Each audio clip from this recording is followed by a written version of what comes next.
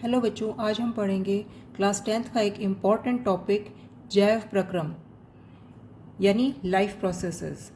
जैव मतलब होता है सजीव यानी लाइफ, जीवन से संबंधित प्रक्रम जिसमें बहुत सारे क्रियाओं का समूह शामिल है। अब ये जैव प्रक्रम कहाँ पे हो रहा है?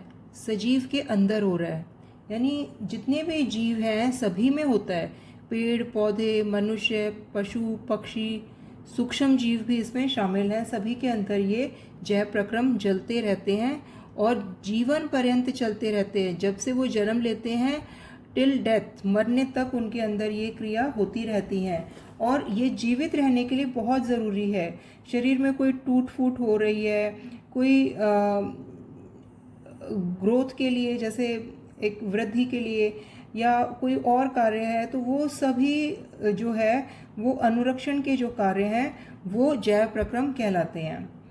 तो कौन कौन से कार्य हैं, क्या इसकी डेफिनेशन होगी, कैसे आप इसे पेपर में लिखेंगे, वो चीज़ जरा एक बार देख लीजिए। तो जैव प्रक्रम की अगर परिभाषा लिखनी है कि जैव प्रक्रम क्या है, तो आप क्या लिखेंगे कि वे सभी प्रक्रम जो संयुक्त रूप से जीव के अनुरक्षण का कार्य करते हैं जैव प्रक्रम कहलाते हैं। अगर आपको संयुक्त रूप शब्द याद नहीं रहता तो आप कह सकते हो मिलकर, वे सभी कार्य जो मिलकर किसी जीव के अनुरक्षण का कार्य करते हैं जैव प्रक्रम कहलाते हैं। तो जैव प्रक्रम के अंदर कौन से कार्य शामिल हैं वो देखिए। इसके अंदर जो क्रियाएं शामिल हैं वो है पोषण, श्वसन, वहन और उत्सर्जन। इनके बारे में हम डिटेल में बारी बारी से पढ़ेंगे। आज के इस वीडियो में हम पढ़ रहे हैं पोषण के बारे में डिटेल में। बाकी जो टॉपिक्स हैं इनको हम अलग अलग वीडियोस में पढ़ेंगे। एक वीडियो में अगर इसको कंप्लीट करेंगे तो बहुत बड़ा हो जाएगा। तो आज हम ले रहे हैं पोषण। तो इस टॉपिक को देखिए कि पोषण क्या होता है। भोजन ग्रहण करना, पचे भोजन का अवशोषण एवं शरीर द्वारा अनुरक्षण के लिए उसका उपयोग पोषण कहलाता है। अब धरती पर बहुत तरह के जीव हैं। हम सभी जीवों की बात करें तो उनका सबका पोषण एक तरीके से नहीं हो सकता। अलग अलग तरह के जीव अलग अलग तरीके से पोषण करते हैं। हम मुख्य रूप से पोषण को दो विधियों में विभाजित कर लेते हैं। एक तो है स्वपोषी पोषण विधि, दूसरा है विषमपोषी पोषण। अब इनके बारे में जानें कि इनमें क्या अंतर है। देखिए, स्वपोषी पोषण में क्या होता है कि पोषण का वह तरीका जिसमें जीव अपने आसपास के वातावरण में उपस्थित सरल अजैव पदार्थों जैसे कार्बन डाइऑक्साइड, पानी, सूर्य के प्रकाश से अपना भोजन स्वयं बनाता है, वह तरीका समझ में आया? उसको क्या कहते हैं? उसमें वो है स्वपोषी पोषण। अब इसमें कौन कौन सी चीज़ें आ जाएंगी, कौन कौन से जीव आते हैं इसमें आते हैं सभी हरे पेड़ पौधे तथा कुछ सूक्ष्म जीव, यानी आप कह सकते हो बैक्टीरिया। सूक्ष्म जीव में हमारे मेनली इसमें आएंगे कुछ जीवाणु यानी बैक्टीरिया जो प्रकाश संश्लेषण कर सकते हैं, वे इसमें शामिल हैं। यानी आप कह सकते हो जिनके अंदर भी क्लोरोफिल है वो स्वपोषी पोषण विधि से अपना भोजन प्राप्त करते हैं। नेक्स्ट जो है वो है विषमपोषी पोषण। इनमें क्या होता है देखिए, पोषण का वह तरीका जिसमें जीव अपना भोजन स्वयं नहीं बना सकता बल्कि अपने भोजन के लिए अन्य जीवों पर निर्भर होता है। आप जानते हो मनुष्य है, भेड़ बकरी, गाय भैंस, शेर, ये सब क्या है? ये अपना भोजन स्वयं बना सकते हैं? नहीं। या तो वो पेड़ पौधे पर निर्भर है या फिर वो अन्य जीवों पर निर्भर हैं। तो वो जो है हम कह सकते हैं कि विषमपोषी पोषण में अपना भोजन स्वयं नहीं बनाते, अन्य जीवों पर निर्भर होते हैं अपने भोजन के लिए। इसके उदाहरण देखिए, मनुष्य, पशु पक्षी, कवक आदि जीव जिनमें प्रकाश संश्लेषण नहीं होता है उन्हें हम विषमपोषी पोषण में उनको शामिल करते हैं। आगे देखिए स्वपोषी पोषण। देखिए इसमें जिन जीवों में स्वपोषी पोषण होता है उन्हें स्वपोषी जीव कहते हैं। स्वपोषी जीव की कार्बन तथा ऊर्जा की आवश्यकताएं प्रकाश संश्लेषण द्वारा पूरी होती हैं।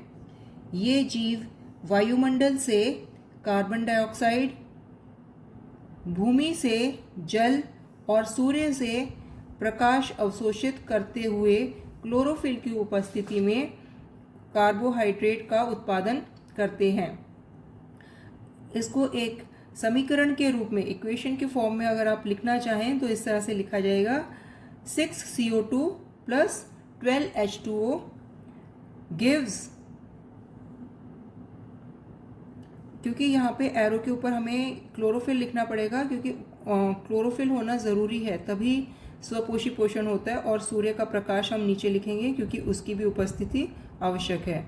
तो गिव्स आगे क्या लिखेंगे, C6H12O6। ये किसका फॉर्मूला है, ये ग्लूकोज का फॉर्मूला है, carbohydrate, plus 6O2 plus 6H2O जल। प्रकाश संश्लेषण यानी फोटोसिंथेसिस के दौरान निम्नलिखित घटनाएं होती हैं। क्लोरोफिल द्वारा प्रकाश ऊर्जा को अवशोषित करना। जो क्लोरोफिल, जो हरी पत्तियां, जिसके कारण पत्तियां हरी हैं, वो जो क्लोरोफिल है वो सनलाइट को एब्जॉर्व करता है, अपने अंदर सोख लेता है। प्रकाश ऊर्जा को रासायनिक ऊर्जा में रूपांतरित करना। जो दूसरी घटना है वो क्या हो रही है, प्रकाश ऊर्जा यानी सनलाइट वो एब्जॉर्ब होने के बाद उसका क्या किया जाता है, वो रासायनिक ऊर्जा, केमिकल एनर्जी में बदल दी जाती है। जल अणु, जल के जो अणु होते हैं, जल अणु का क्या है, H2O होता है ना, ये हाइड्रोजन और ऑक्सीजन से बना हुआ है। ये अपघटन होता है इसका, मतलब ये ब्रेक हो जाता है, इसमें हाइड्रोजन अलग और ऑक्सीजन अलग कर दी जाती है।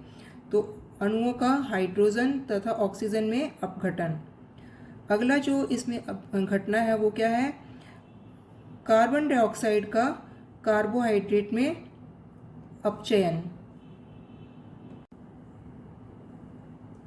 देखिए यहाँ जो कार्बन डाइऑक्साइड है, CO2 होता है इसका फॉर्मूला, इसके साथ आप यहाँ पे देख रहे होंगे कि हाइड्रोजन जुड़ रहा है एक तरह से, ठीक है। तो यही चीज़ कहलाती है कि कार्बन डाइऑक्साइड का कार्बोहाइड्रेट में अपचयन। आइए अब विषमपोषी पोषण के बारे में भी जान लेते हैं। प्रत्येक जीव अपने पर्यावरण के लिए अनुकूलित है। अनुकूलित मतलब उसका जो पर्यावरण जिसमें वो रह रहा है उसी अकॉर्डिंग उसकी जो बॉडी है वो डेवलप हो रखी होती है। देखो जैसे ऊँट है वो रेगिस्तान में आराम से रह लेता है। आप मछली को देखते हैं, मछली पानी में आराम से रह सकती है। पोलर बियर, ध्रुवी भालू जो है वो बर्फ़ में इजीली रह लेता है। तो वो होता है शरीर का अनुकूलन। तो प्रत्येक जीव अपने पर्यावरण के लिए अनुकूलित है। फिर है भोजन के स्वरूप एवं उपलब्धता के आधार पर पोषण की विधि भिन्न प्रकार की हो सकती है।